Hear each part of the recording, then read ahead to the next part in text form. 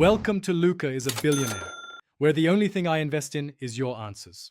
You start by loading your image into Pixlr and immediately duplicate the background layer so you never lose the original.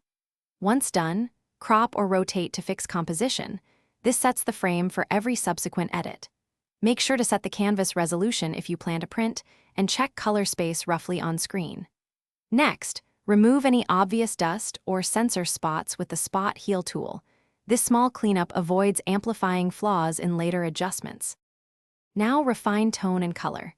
Begin with levels or curves to establish strong black and white points so your image gains depth. Once those anchors are set, tweak exposure, contrast, highlights, and shadows to recover detail without crushing midtones.